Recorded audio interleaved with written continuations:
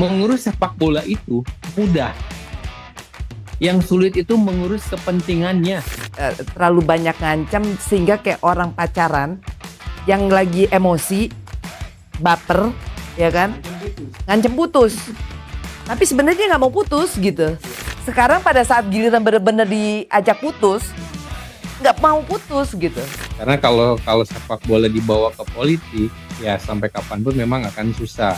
Ketika seorang ketua umum ini mempunyai kepentingan politik atau popularitas, mereka tidak akan pernah mau menjalankan blueprint.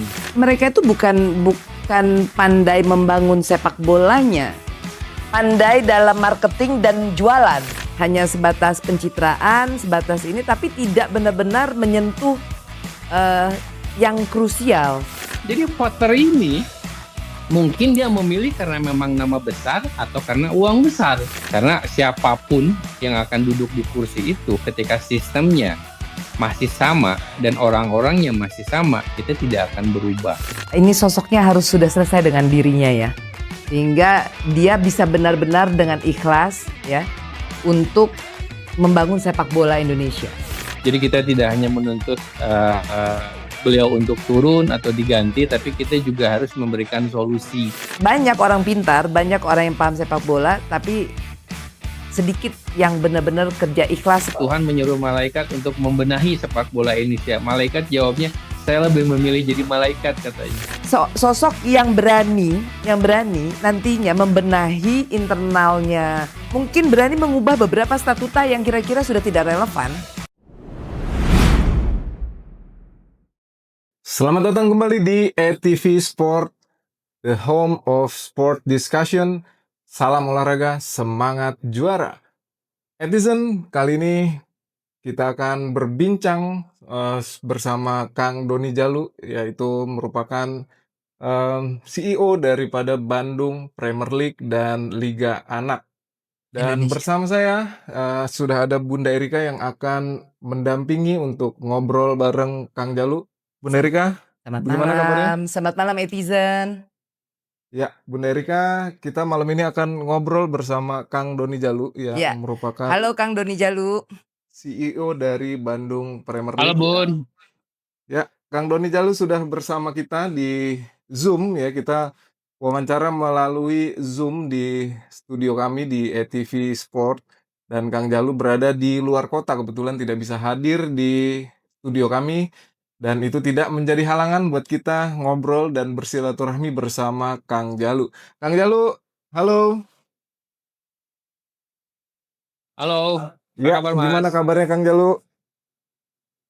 Alhamdulillah baik. Saya juga meminta Salam maaf kenal nih, Kang harusnya Jalu. memang bisa datang.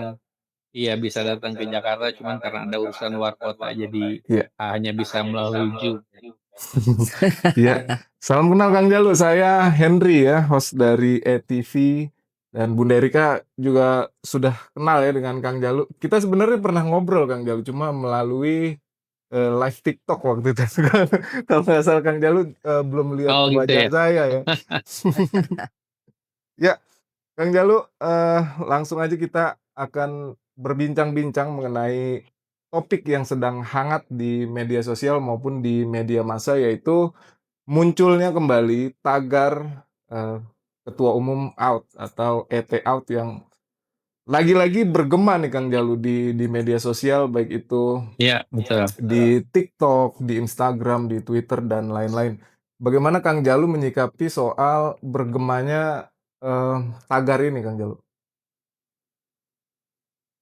Ya, memang akhir-akhir ini di media sosial ya bergema lah, atau ada suara-suara yang menginginkan Pak Ete ya, Pak Ketum atau Pak Erick Thohir untuk mundur dari posisinya.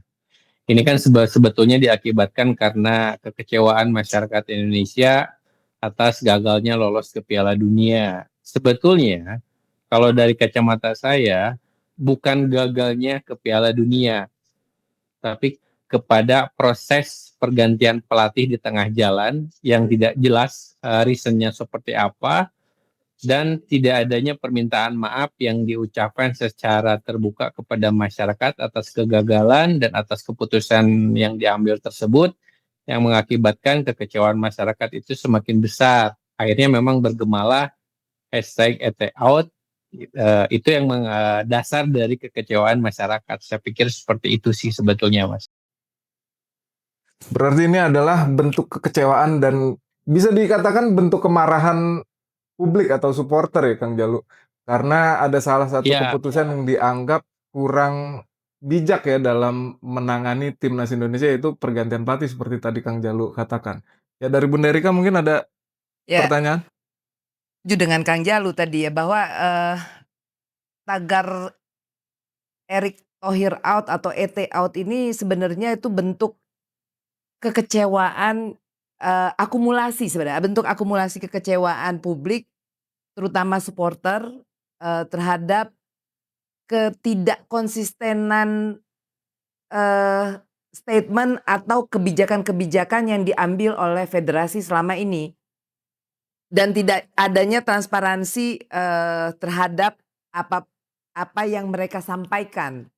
Jadi tadi seperti Kang Jalu katakan bahwa termasuk salah satunya adalah masalah pergantian pelatih yang pada saat itu sedang menunjukkan, tren positif, diganti tiba-tiba dipecat, Ya, di tengah jalan, kemudian dengan cara yang mungkin menurut publik atau masyarakat ataupun supporter itu kurang etis ya, secara etika ya. secara etika ya, karena jadi ini akhirnya menjadi akumulasi ditambah dengan pengganti dari Sintayong sendiri pada saat itu ya, pada saat diumumkan penggantinya juga ternyata tidak sesuai harapan kita. Nah, lalu akhirnya, dengan kegagalan kita menuju ke Piala Dunia kemarin pada saat di round 4 itu akhirnya hanya memvalidasi atau membenarkan dugaan netizen selama ini bahwa apabila pergantian pelatih ini dilakukan seperti ini, itu tidak akan mendapatkan hasil yang baik dan itu ternyata ya tervalidasi setelah round 4 kemarin gitu. Ya. Nah, disitulah dan sikap daripada federasi sendiri yang tidak ada permintaan maaf secara resmi, bukan hanya sekedar di sosmed ya karena ini juga, federasi adalah sebuah organisasi yang sifatnya official, harusnya ada tata caranya dalam, berkomunikasi dengan publik. Ya, Seperti itu kurang lebih ya Kang Jalu ya? ya, ya betul, Bun. ya, sepertinya Kang Jalu dan Bunda Erika ini sepakat soal keputusan ya, soal keputusan pergantian pelatih yang akhirnya mengakibatkan munculnya tagar ke Ketua Umum PSSI yaitu Erick Thohir. Bahkan mungkin sebelum, pemecatan itu terjadi, mungkin sudah ada pandangan-pandangan dari supporter bahwa jika ini gagal, maka bukan tidak mungkin sasaran tembaknya adalah ke Ketua Umum gitu, Iya. bukan ke pelatih gitu.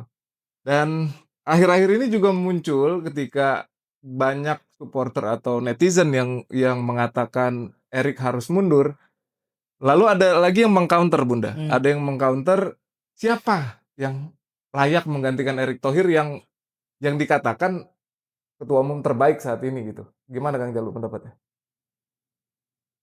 Iya, pada dasarnya sih pasti ketika ada pergantian kepemimpinan di federasi yang kita harapkan penggantinya jauh lebih baik lah ya.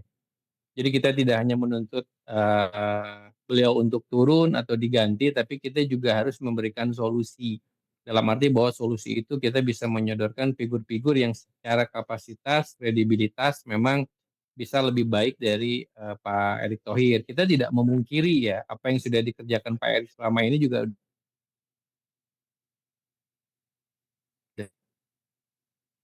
cukup bagus. Cuman ada kesalahan-kesalahan itu bisa dikatakan kesalahan fatal ya. Karena ini yang menyangkut apa ya, prestis dari sebuah negara ketika pengambilan dilakukan secara individualis gitu. Saya tidak yakin bahwa ketika pemecatan pelatih STY ini memang hasil dari kesepakatan para SO ya, apakah sebelumnya ada dimitingkan, dimusyawarakan gitu. Tapi lebih kepada bahwa pengelolaannya seperti pengelolaan sebuah klub. Ya, kalau Pak Ete menjadi sebuah manajer di salah satu klub atau owner itu sah-sah saja beliau punya hak untuk mengganti. Tapi ketika berbicara timnas kan betul-betul memang harus dipikirkan. Karena kalau berbicara timnas itu kan punya masyarakat seluruh Indonesia ya. Saya juga pernah berkata dan Bunda Erika juga pernah berkata bahwa timnas ini yang memiliki adalah seluruh masyarakat Indonesia. Amanahnya, pengelolaannya itu diserahkan kepada federasi.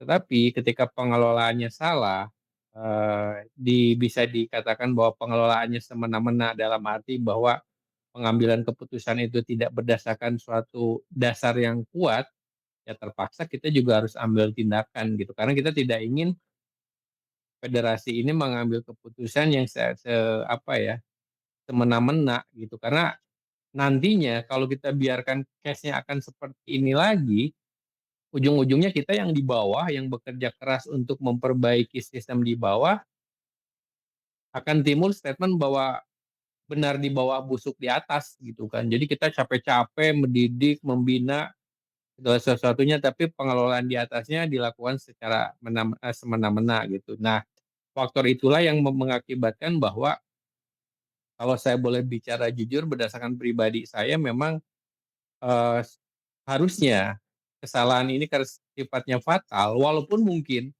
kadang-kadang kan karena nilai setitik rusak sebelanga itu ada peribahasa di kita ya dan itu memang benar terjadi gitu. Kita tidak memungkiri apa yang Pak Erick kerjakan, tapi kesalahan itu buat saya pribadi itu juga sudah cukup fatal walaupun ketika nanti dipimpin dengan STY misalkan tidak ada pemecatan, kita tidak mungkin tidak ada jaminan bahwa kita memang lolos Piala Dunia, kita paham itu, tetapi yang kita harapkan adalah kalaupun kita gagal itu adalah hasil sebuah proses yang kita sudah berjuang bersama-sama.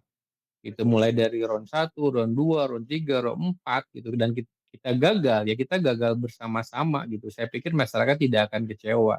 Tapi kalau ini yang kejadian adalah kita seperti Rela gagal digagalkan. bersama STY kan. Ya, kita seperti betul. Kita seperti digagalkan untuk mencapai sesuatu yang sebetulnya hanya tinggal hitungan 180 menit. Hanya tinggal 2 pertandingan saja.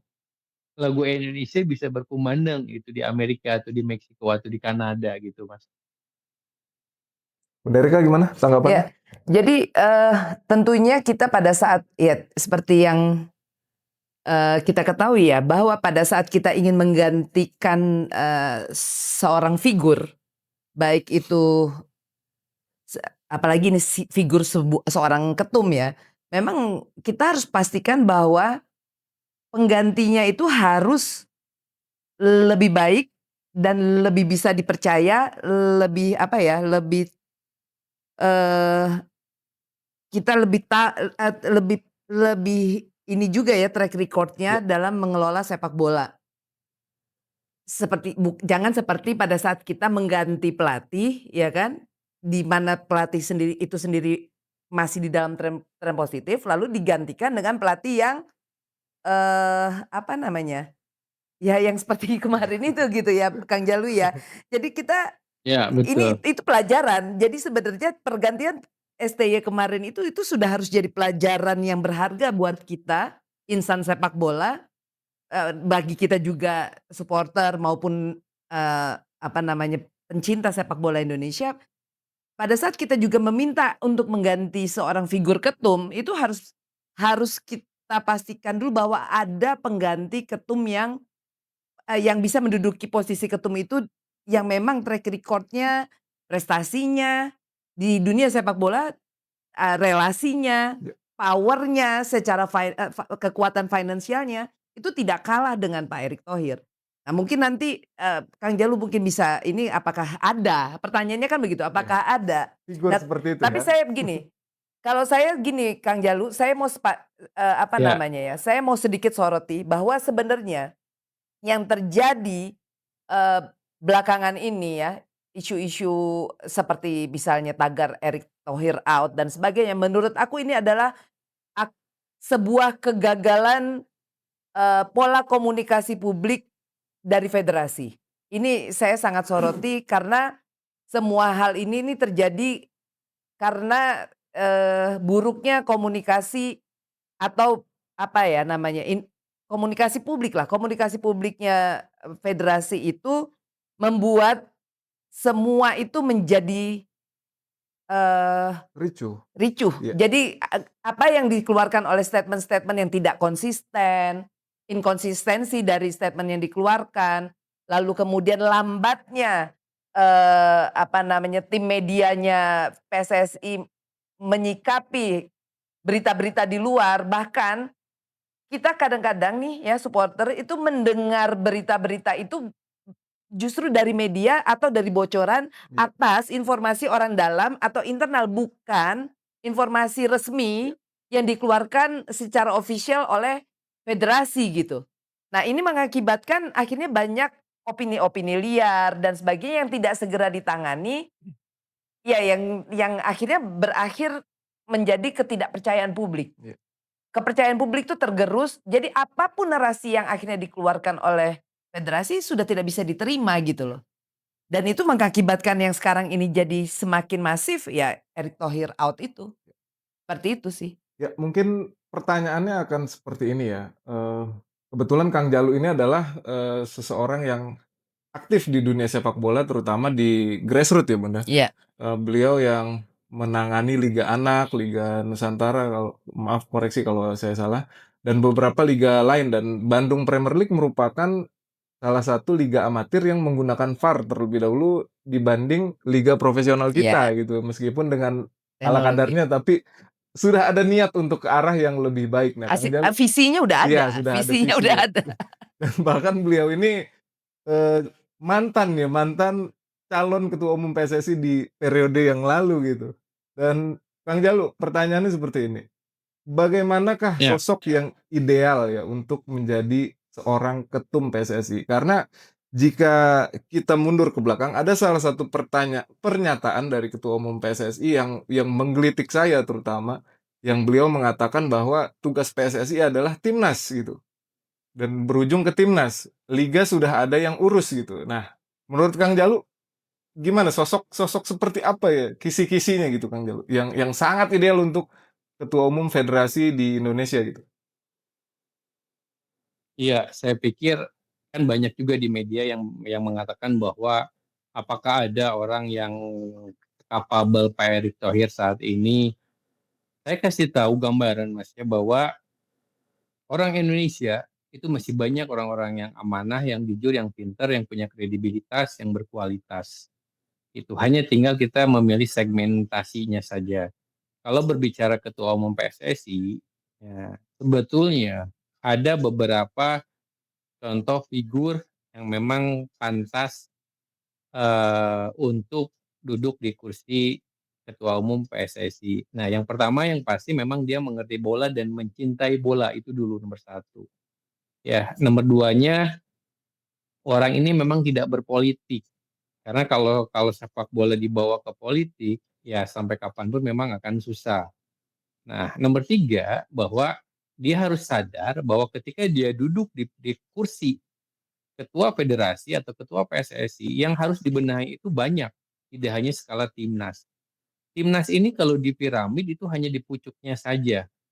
Dia itu harus membenahi grassroots-nya, dia harus membenahi pembinaannya, dia harus membenahi kompetisinya, dia harus membenahi askab, asprop di tiap-tiap daerahnya, dia juga harus membenahi kualitas liganya. Tidak hanya Liga 1, liga itu ada Liga 1, Liga 2, Liga 3, Liga 4, kemudian ada lagi Suratin, ada EPA. Nah, kemudian ketika pengelolaan semuanya sudah baik dan benar, otomatis akan menghasilkan pemain-pemain yang bagus untuk timnas. Nah, dengan sendirinya, timnas ini juga akan jadi etalase yang cukup bagus ketika grassroots-nya dijalankan dengan baik, pembinaannya dilakukan dengan benar, kompetisinya dijalankan dengan kontinu, pengelolaan klubnya dilakukan dengan regulasi-regulasi yang tepat, otomatis timnasnya yang akan memanen hasilnya lah, bisa dikatakan seperti itu. Jadi saya sih kurang setuju kalau kalau seorang ketua PSSI hanya fokus pada timnas aja, karena untuk fokus Saya ya. kepada timnas kan sudah ada BTN ya, sudah ada BTN gitu kan. Nah, jadi figur-figur itu, jadi sekali lagi siapapun nanti yang misalkan terjadi KLB atau nantinya di 2027, sosok itu memang harus bertanggung jawab kepada seluruh elemen sepak bola di Indonesia. Karena pada dasarnya untuk membenahi sepak bola Indonesia itu PR-nya memang cukup banyak. Tapi Ya, itu tidak bisa dilakukan oleh satu orang individu. Itu harus dikerjakan secara bersama-sama. Misalkan mereka harus didukung sama exco-exco yang punya juga kredibilitas. Jadi kita tidak hanya mencari figur ketua umum PSSI saja, karena kalau cuma satu orang tapi dikeroyok oleh orang-orang yang lain yang tidak satu visi misi, akan jadi percuma juga. Kemudian juga kita juga butuh bantuan oleh seluruh masyarakat Indonesia untuk support. Karena membuat sepak bola Indonesia itu butuh proses, butuh waktu. Jadi kalau saya berbicara bahwa sepak bola Indonesia yang dibutuhkan sekarang itu adalah sifatnya investasi. Kalaupun ada prestasi itu bonus. Karena apa? Kita masih amburadul kok, pembinaannya, strukturnya, grassrootsnya, kompetisinya gitu. Tapi kita masih bermimpi untuk lolos Piala Dunia gitu. Tapi kalaupun kita bisa lolos Piala Dunia itu adalah bonus walaupun pembinaan dan segala sesuatunya belum baik dan belum benar. Nah, memang figur yang agak berat nantinya di ketua umum PSSI itu memang berat, tapi kalau saya boleh jujur, saya punya jagoan sih sebetulnya. Jagoan yang menurut saya bukan dicoba ya. Karena saya sudah melihat dengan mata kepala sendiri, saya sudah merasakan apa yang beliau lakukan. Saya juga sudah mengetahui pengorbanan beliau, rasa-rasanya beliau ini kalau memang bersedia dan ditunjuk dalam hal ini ya dititipkan oleh pemerintah, karena kalau tidak ada backup dari pemerintah juga memang agak sulit. Nah, kalau kalau misalkan di backup sama pemerintah, saya pikir orang ini akan mampu ke depannya gitu, Mas. Ya, Bunda, tadi Kang Jalu sudah memaparkan soal sosok yang ideal untuk ketum PSSI jika nanti akan terjadi pergantian ketua umum. Ini versi Bunda sendiri ya, bagaimana sosok yang Bunda lihat yang kira-kira akan bisa membangkitkan lagi sepak bola Indonesia, bisa memajukan lagi sepak Indonesia, bukan hanya timnas ya, tapi keseluruhan sepak bola Indonesia.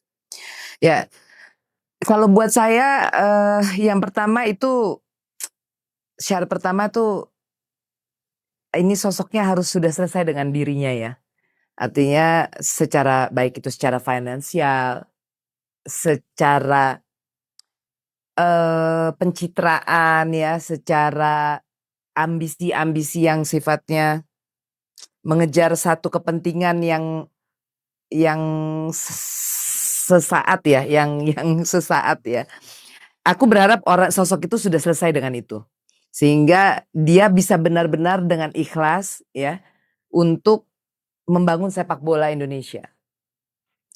Dan pasti orang ini harus yang sudah berpengalaman juga ya, sudah berpengalaman bagaimana membangun sebuah ekosistem. Mungkin itu pengalaman di klub kah gitu kan. Paling tidak dia sudah pernah membangun ekosistem klub. Pernah merasakan bagaimana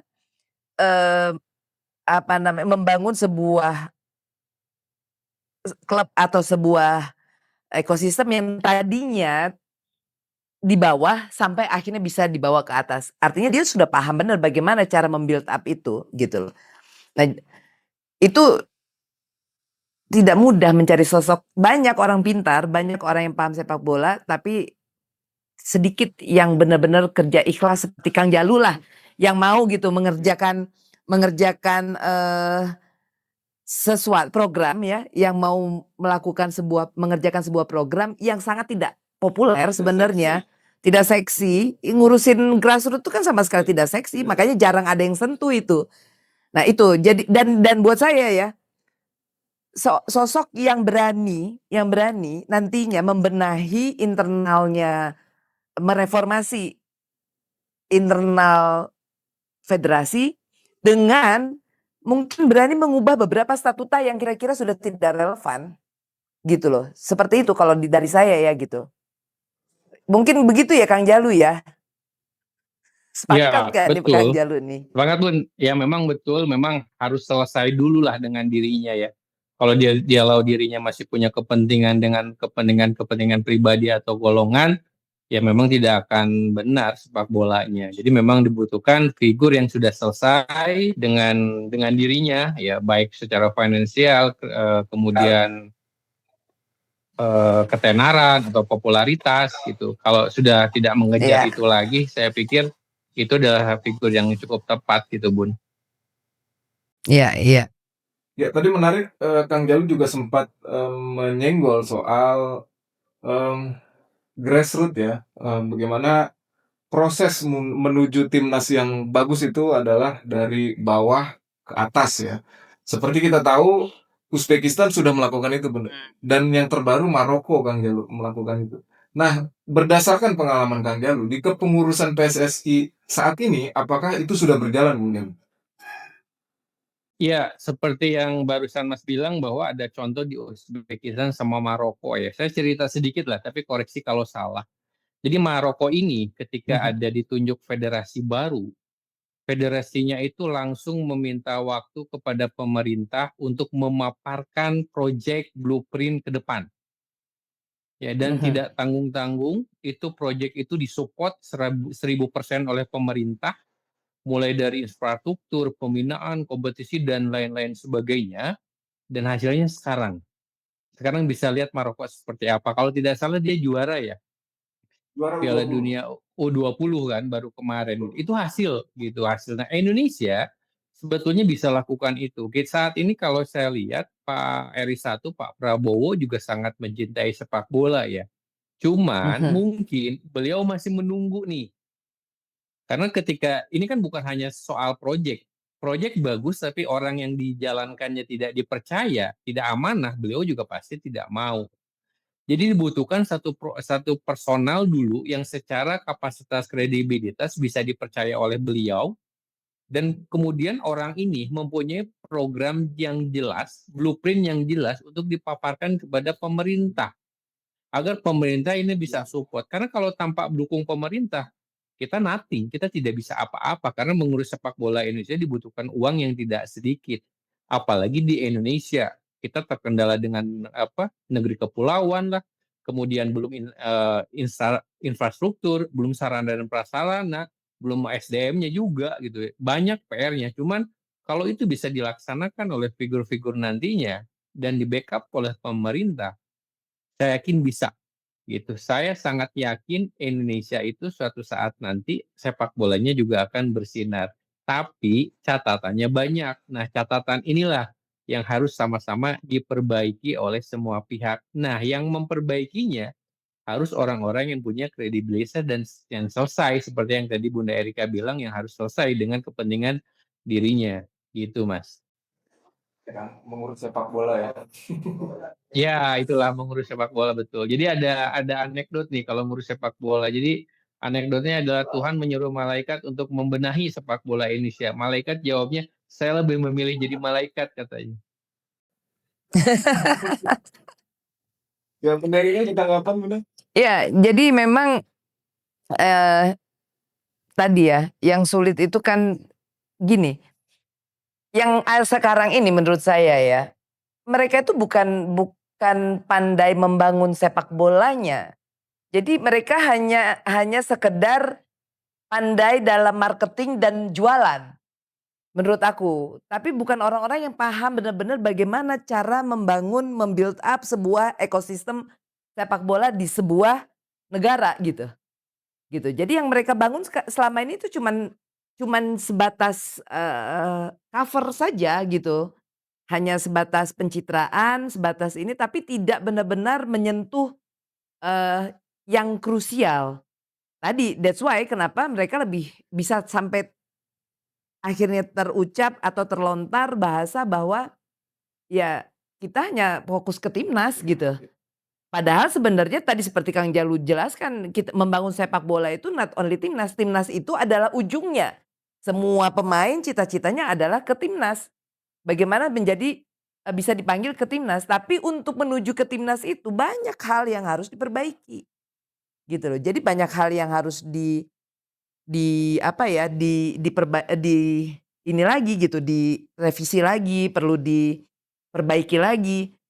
Yang masalahnya tidak banyak orang yang mampu, kalaupun mau belum tentu mampu. Mampu pun belum tentu mau. Nah, kita pengen butuh figur yang bisa dua-duanya gitu. Yang mau, yang mampu dan mau. Sekarang ini mampu tapi belum tentu mau masalahnya gitu. Seperti itu. Kita singgung ya. mengenai grassroots itu bisa dikatakan sangat tidak seksi. Bahkan banyak orang yang enggan untuk terjun ya Iya. ke level grassroots. Bisa kita ambil sampel ketika kita membuka diskusi di media sosial atau di mana di podcast membahas mengenai grassroots itu otomatis sepi, Bunda. Iya. Jarang yang mau mau tahu soal grassroots padahal itu adalah ujung Cikal tombak bakal, sebenarnya cikal cikal bakal. bakal. Jadi kita kembali ke pernyataan Ketua Umum di konferensi pers yang menyatakan bahwa Indonesia ditargetkan lolos Piala Dunia di 2034 ya. Dan yang membuat kita bingung adalah bagaimana cara mencapai ke 2034 ini menuju Piala Dunia. Bahkan sampai saat ini kita belum tahu mungkin roadmap dari federasi ini apa. Gimana Kang Jalu, menurut Kang Jalu? Apa nih menuju ke 2034 ini apa yang harus kita lakukan nih Kang Jalu? Ya, kalau berbicara seperti yang Pak Erik bilang bahwa target Indonesia itu di 2034, itu target personal atau target Indonesia. Karena yang kita butuhkan adalah roadmap atau blueprint ya. Kita ambil contoh Jepang deh, nggak usah jauh-jauh. Jepang itu ketika pertama kali dia punya targetnya apa? 50 tahun lolos Piala Dunia. Kemudian sekarang dia perbarui itu targetnya.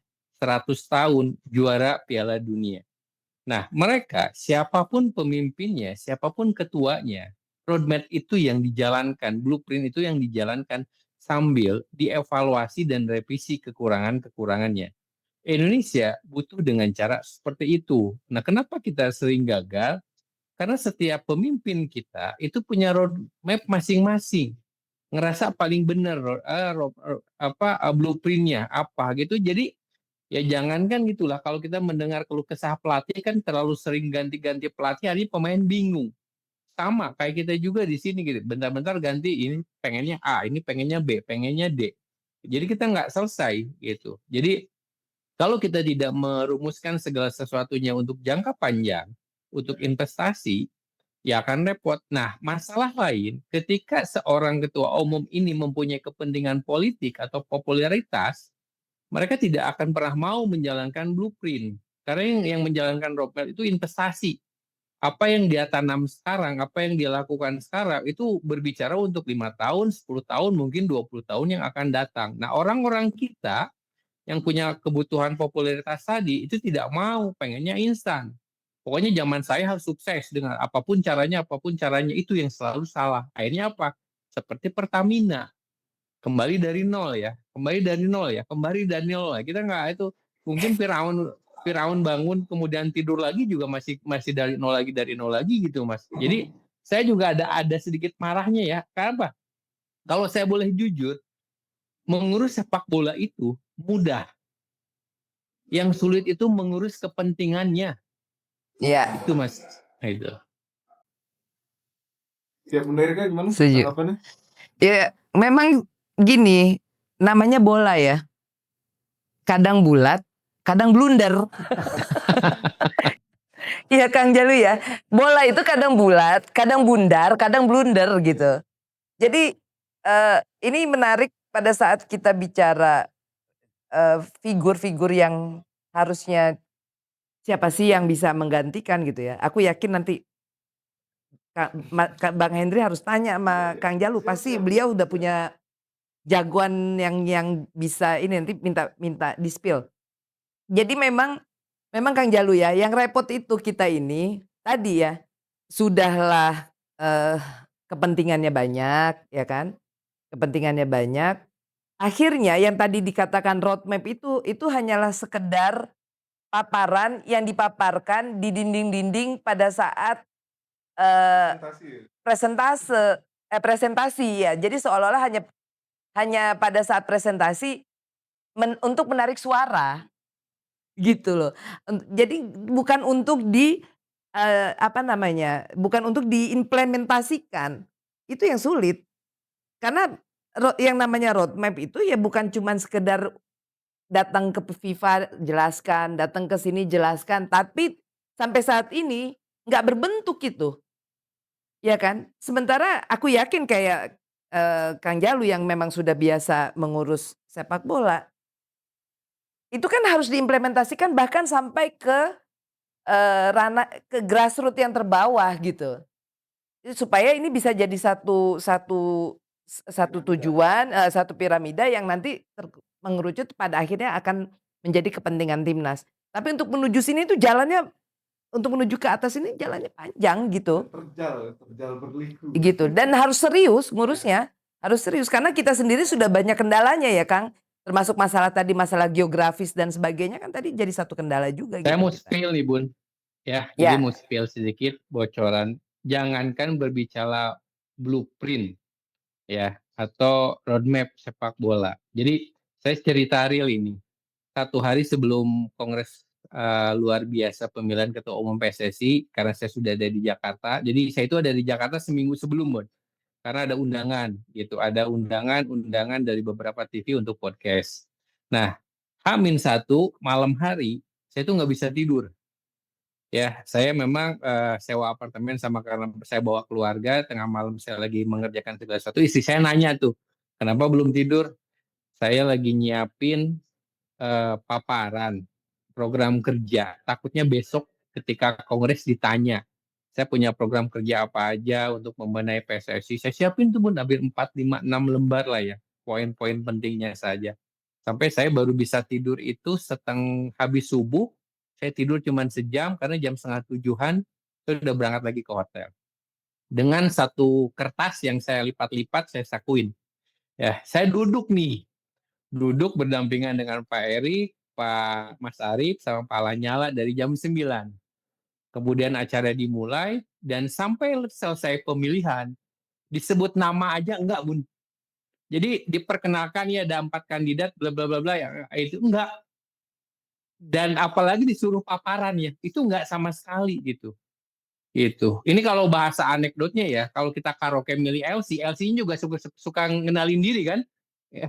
Ini enggak sama sekali Bun. Kita calon ketua umum PSSI, ini ngenalin diri aja enggak, diminta paparan enggak.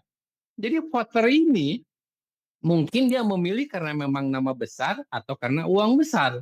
Gitu, dia nggak memilih program kerja gitu. Saya sampai di situ saya cuma duduk, oh Indonesia nggak akan maju kalau caranya seperti ini gitu. Itu kejadian real yang saya alami, nggak iya. diminta loh. Ya, Kang Jalu, ya, aku sedikit ini ya. Makanya kemarin kan kita pernah diskusi juga soal ini. Aku ya, ngerasa voter-voter ini nih, voter kita ini terlalu eh apa ya? Nggak ada relevansinya, karena menurutku seperti Asprof itu kan harusnya kepanjangan tangan PSSI yang tidak boleh dia menjadi voter menurutku, karena akan ada tabrakan kepentingan dan legitimasi si ketum ini sendiri karena dipilih oleh Asprof. Asprof kan bisa berbeda-beda ya. Nah, ya nanti kalau betul. pada saat ternyata jagoannya yang tidak menang, ini kan akan ada konflik of interest. Ya Jadi betul Bun. menurut saya Asprof itu ya kayak menteri. Menteri kan nggak milih presiden, tapi dia dipilih oleh presiden. Nah, harusnya Betul, Asprof itu adalah kepanjangan tangan dari si ketumnya gitu kan, dari betul. federasi pusatnya. Jadi seharusnya tidak perlu jadi voter dan itu hanya membuka celah ya hal-hal yang tadi kata Kang Jalu gitu. Itu hanya membuka celah tidak sesuatu yang tidak sehat lah menurut saya sih gitu loh. Jadi aku sih rasa mungkin ya one day kalau misalnya siapa tahu Kang Jalu jadi ketum federasi, aku rasa rubah deh tuh statuta FIFA tuh. Sorry, statuta PSSI itu Iya, menurutku ya gitu loh. Dari sampai saya kacamata sempat, kita ya. ya Bun. Sampai kemarin saya juga setelah selesai pemilihan itu sempat nanya ke KP ya, ketua pemilihannya, karena kebetulan saya kenal namanya Mas Amir dari Surabaya. Saya bilang, Mas, kenapa nggak ada sesi pemaparan? Saya bilang, saya nggak takut kalah karena saya tahu saya tidak akan menang. Tapi kalau ada pemaparan dari program kerja yang kita miliki, siapa tahu program kerja saya, Mas Arief, Pak Lanyala atau Pak Erik itu bisa dipergunakan oleh ketua PSSI terpilih. Kan tujuan kita ini bukan untuk mencapai duduk di kursi ketuanya, tapi kalau program-program kerjanya kita bisa diambil contoh nih ya, saya punya program misalkan 10 diambil semuanya 1 sen pun saya nggak akan pernah minta.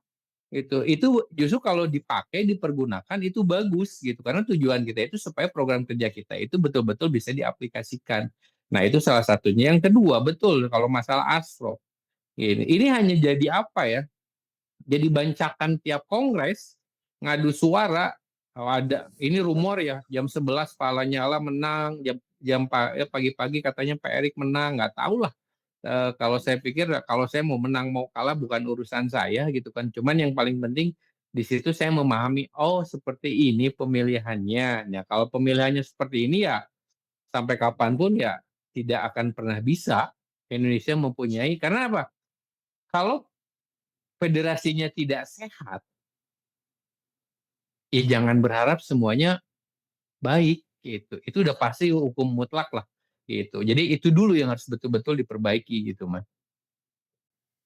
Ya, jika kembali kita ke tagar tadi, tagar ETA, ketika tagar ini menjadi semakin besar dan menjadi semakin Masif. masif ya di publik mengenai tuntutan untuk ketua umum ini mundur, apakah bisa Kang Jalu dengan tuntutan supporter yang memang kita tahu mekanisme pemilihan ini bukan berdasarkan permintaan supporter atau masyarakat ya, kita hanya bisa menuntut dan menekan federasi tentunya gitu untuk mengadakan KLB. Gimana menurut Kang Jalu? Ya, memang ada prosedur ya yang harus dijalankan kalau untuk meminta ketua umum dalam hal ini mundur.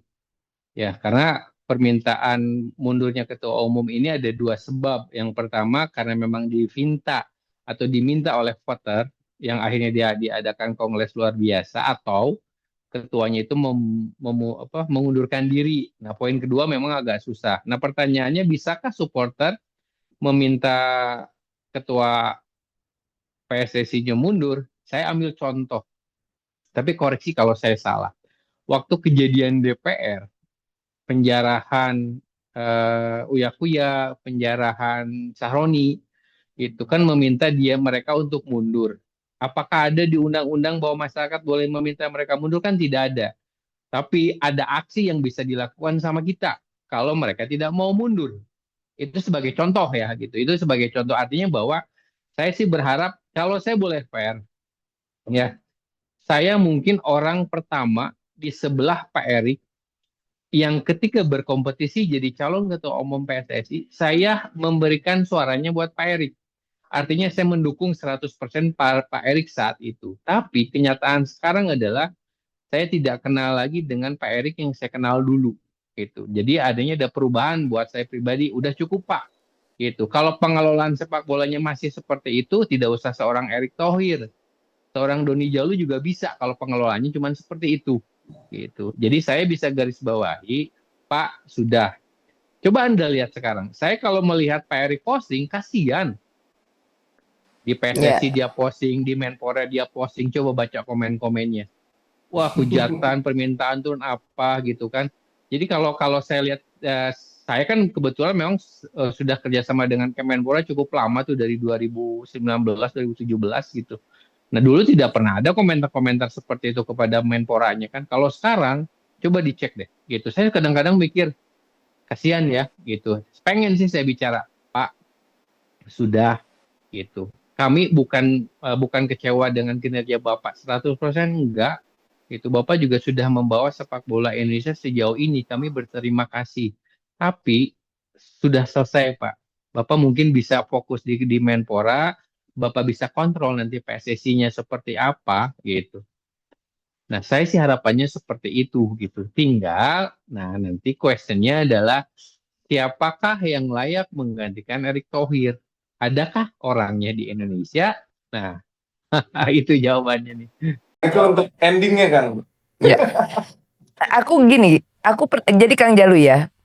Aku pernah, kan dulu ingat gak waktu pada saat Sintayong sebelum dipecat deh, pada saat kita habis kalah lawan Jepang, lalu kita mau bermain lawan Saudi.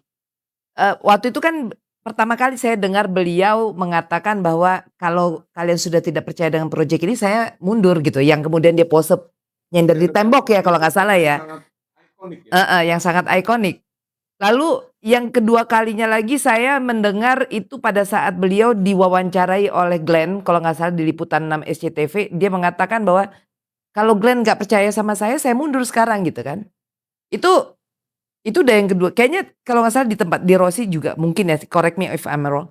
Cuman I mean waktu itu pada saat beliau di Glenn, saya langsung bilang sama Glenn waktu itu, saya sempat ini, saya katakan, ya kenapa nggak dikatakan kalau memang itu murni keinginan Bapak untuk mundur, ya kenapa nggak mundur saja gitu loh. Jadi menurut saya seorang ketum itu tidak boleh dengan semudah itu mengatakan terlalu banyak ngancam sehingga kayak orang pacaran yang lagi emosi, baper, ya kan, Ancam putus. ngancem putus. Tapi sebenarnya dia nggak mau putus gitu. Iya. Nah ini sama halnya gitu. Jadi sekarang pada saat giliran bener-bener diajak putus, nggak mau putus gitu. Sama halnya kayak sekarang diajak, memang kalau udah mau mengundurkan diri, waktu itu mau mengundurkan diri, ya sekarang sudah diminta mundur pun beliau belum mau mundur. Ya inilah ya aku bilang tadi, bahasa komunikasi itu penting dan aku bilang itu hilang sama sekali marwah komunikasi. Pentingnya komunikasi di tubuh PSSI itu hilang sekarang. Karena apa, ucapan-ucapan itu hanya ucapan-ucapan yang sifatnya lip service, yang tidak konsisten, ya kan, yang tidak bisa dimintai pertanggungjawabannya gitu, Kang Jalu. Ini kan sebenarnya tadi yang aku bilang, bola kadang bundar kadang blunder gitu. Ketika kita menagih ya ucapan-ucapan yang sudah terucap sebelumnya, itu langsung ada counter ya. Langsung ada yang meng-counter. Iya. Dan inilah sulitnya menjadi kita sebagai supporter jadi agak bingung ya.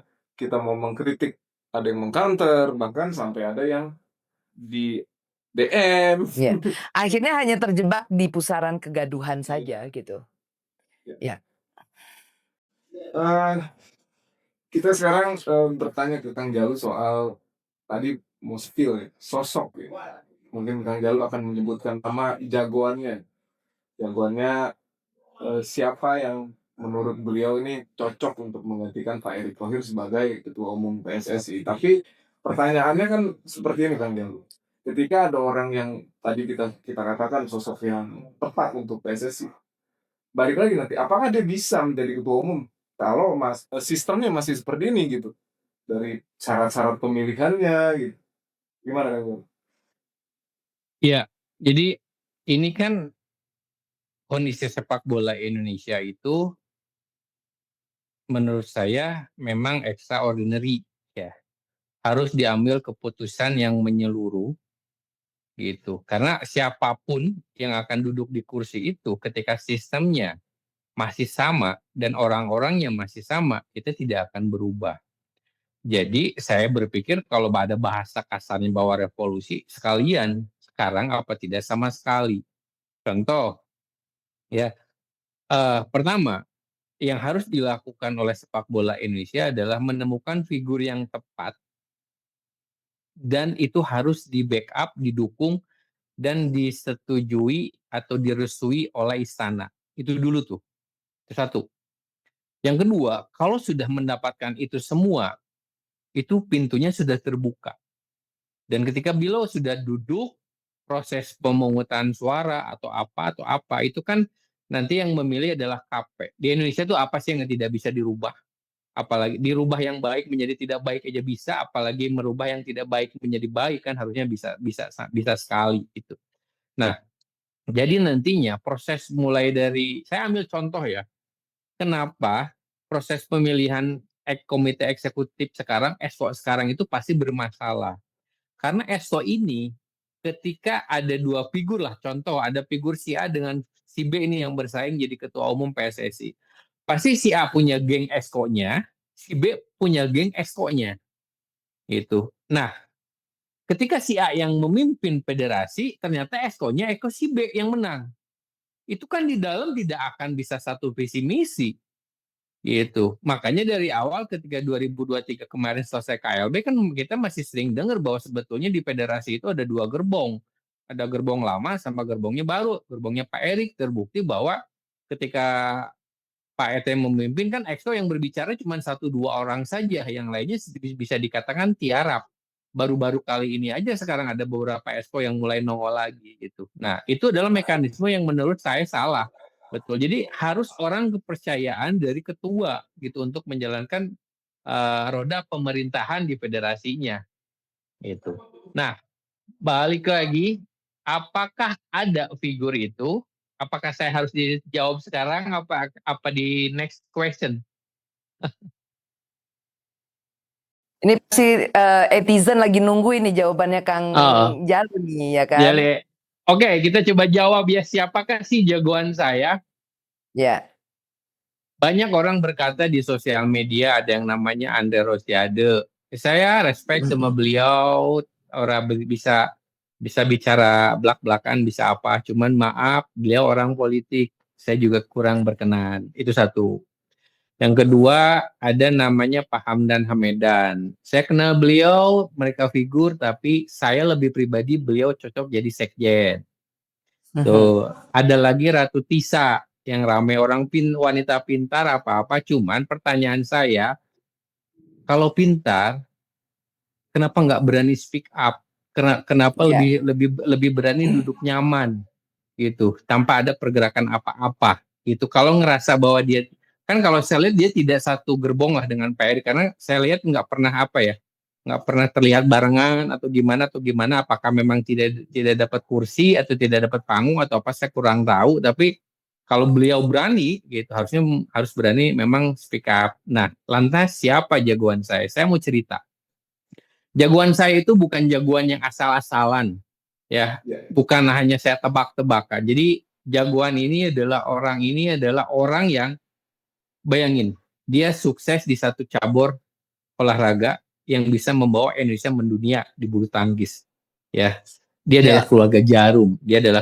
Keluarga Jarum. Nah, ketika pertama, tepatnya tahun 2022, saya dipanggil ke Kudus. Saya lihat gornya Kudus, tempat saya dipanggil sama bos-bosnya Jarum itu untuk ikut makan, melihat anak-anaknya itu makan di mes, lihat piala-pialanya, poster-posternya. Saya sempat gila ya, coba sepak bola kita seperti ini kan. Saya belum tahu tuh. Saya diundang ke sana belum tahu. Saya pikir mau bikin event bulu tangkis, saya diperbantukan gitu. Akhirnya kita meeting. Di situ saya dijelaskan bahwa Jarum melalui satu produk anak perusahaannya, dia akan membuat kompetisi usia dini antar SD, namanya Miklabs Soccer. Ya, jadi antar SD dari usia 10 dan 12 tahun. Nah, saya bayangin Mas saat itu ya, ini kok mau ya laki-laki aja nyari pesertanya setengah mati, apalagi perempuan ada gitu yang mau ikut-ikutan gitu kan. Gitu. Ternyata setelah panjang lebar dia cerita, saya nanya lah di akhir, tujuannya apa Pak membina sepak bola perempuan? Target kita 50 tahun lagi sepak bola wanita Indonesia masuk Piala Dunia. Di situ saya sempat kaget. Nih kayak Jepang nih saya pikir kan.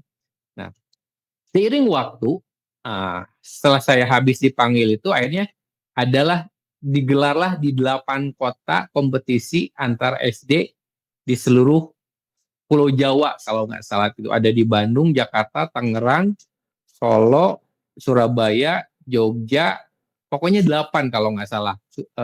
Kudus, Semarang, ada 8 kota.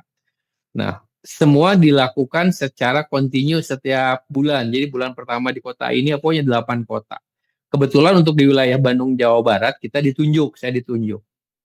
Ketika pertama kali digelar, kan kita harus mencari tuh SD-SD pesertanya. Nah, saya ditelepon ketua pelaksananya, yang kebetulan mungkin dia ring satunya di Jarum lah. Dia datang loh Mas ke Bandung.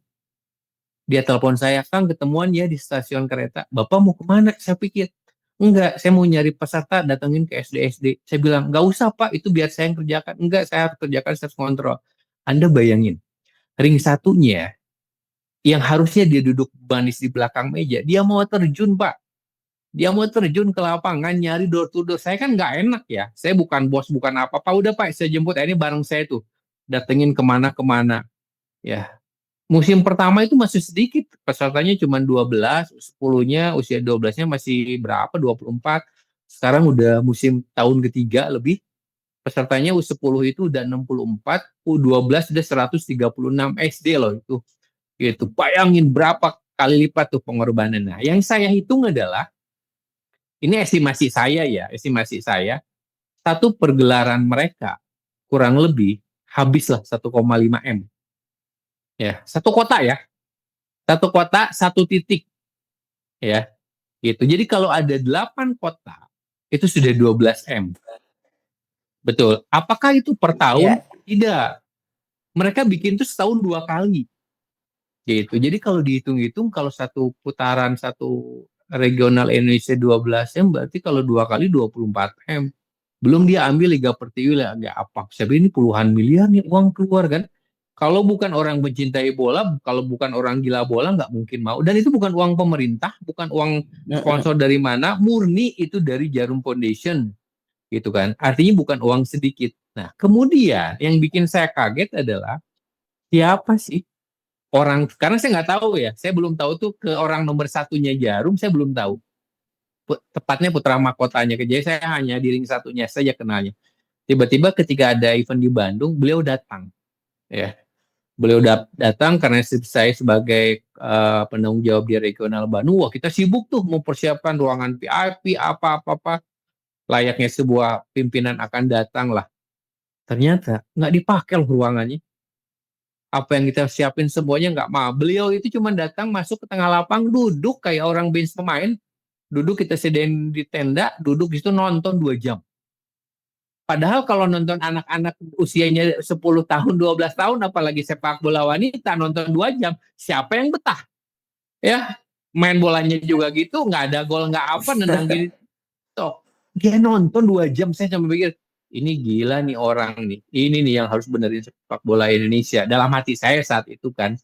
Nah, ternyata makin ke sini, saya pikir kita lihat nih, ini kan cuma usia 10 sampai usia 12. Setelah 12 ada pergerakan lagi nggak dari Jarum ini? Mereka ambil lagi tuh IP-nya Liga Pertiwi punya PSSI. Dia ambil tuh usia 14 sama 16. Kebetulan saya ngelola juga tuh di Jawa Barat. Jadi sekarang itu mereka punya usia 10, usia 8 mereka punya 10, 12, 14, 16 dan sekarang mereka bikin yang namanya Liga Dewasa usia 18 dan usia 20. Jadi mereka bikin tersata berapa uang yang mereka keluarkan untuk biaya seperti itu. Dan itulah seorang yang namanya Victor Hartono. Jadi kalau ada orang yang bisa menyaingi, bukan menyaingi, kalau menurut saya kapasitas dia memang lebih dibanding Pak Erik. Jangan tanya soal finansial, jangan tanya soal relasi di luar negeri, Komo kayak apa sekarang bagusnya kan. Jangan tanya soal industri bisnisnya, Komo dari Liga 4, Seri 4 sekarang sudah masuk ke Seri A misalkan gitu. Sudah jadi bisnis, semuanya ada gitu di sosok beliau. Cuman permasalahannya beliau mau apa tidak. Nah, bagaimana agar beliau mau kan? Saya punya kisi-kisi. Caranya adalah dorong nama beliau ke istana. Pak, tolong dong perintahkan. Ya ini untuk bakti. Dia kan punya slogan bakti untuk negeri kan? Gitu. Bantulah sepak bola laki-laki gitu. Walaupun dengan persyaratan. Saya pikir kalau dia pasti akan sangat bisa. Nggak ada kekurangan, bukan nggak ada kekurangannya pasti ada. Tapi dari semua yang ada sekarang nama-nama yang muncul, yang paling kuat yaitu jagoan saya sih, seorang Victor Hartono. Gitu, Mas. Benar Kak, Kang Jalu sudah menyebutkan nama jagoannya. Dan disebutkan juga beberapa nama-nama yang sekarang mulai diangkat ya untuk kira-kira sebagai calon ketua umum PSSI jika nantinya ada KLB. Nah, Bunda Erika punya pandangan sendiri atau setuju dengan Kang Jalu? Enggak, ini kita udah sering ada beberapa kali. Aku waktu itu pernah ketemu Kang Jalu dan ini sudah pernah kita bahas juga. Dan saya sepakat ya, karena gini, bahkan bukan hanya sepak bola yang di support oleh tadi ya, dari mulai bulu tangkis dan sebagainya. Artinya mereka punya pengalaman di bidang sports ini gitu. Dan mungkin sepertinya CSR-nya mereka memang dilarikannya untuk membangun olahraga ya. Kang Jalu ya, kalau nggak salah ya. Jadi Jarum Foundation-nya mereka itu dari bulu tangkis ya kan. Dan mereka itu bukan setengah-setengah loh. Sampai sekarang pun masih ada itu klub Jarum itu masih ada. Jadi membangun apapun tidak pernah setengah-setengah dan mereka serius gitu. Serius ya tadi ya karena mungkin pakai hati gitu. Benar-benar dedikasinya itu full lah gitu ke ini. Dan saya sepakat artinya secara itu tadi ya sosok yang dia sudah selesai pasti dengan dirinya ya kan gitu. Dia bukan orang politik ya kan, tidak ada yang dia kejar entah itu kekuasaan atau dia itu udah selesai. Lalu visinya dalam sepak bola, kemudian pengalamannya, experience dalam mengelola tata kelola manajemen sepak bola ya di klub dan sebagainya itu sudah terbukti dengan dia bisa membawa Como yang tadinya di seri di 4 ya sampai ke seri A gitu ya, dari seri D sampai ke seri A. Artinya secara manajemen, secara manajerial beliau pasti sudah mumpuni gitu kan. Nah, keikhlasannya juga saya rasa nggak ada orang yang iseng ngurusin sepak bola perempuan di Bumi Pertiwi ini kalau nggak beliau itu. Ya kan Kang Jalu ya? Gitu loh. Jadi aku sepakat. Jadi memang itu kita dorong, tinggal permasalahannya itu beliau mau atau tidak mau. Tapi saya yakin kalau kita dorong yang tadi seperti Kang Jalu bilang, yang meminta adalah dari pemerintah untuk meminta baktinya ke Federasi Sepak Bola Indonesia, bagaimana untuk bisa membangun ekosistem sepak bola Indonesia, not only sifatnya hanya temporary aja ya, yang sifatnya pengen jangka pendek gitu.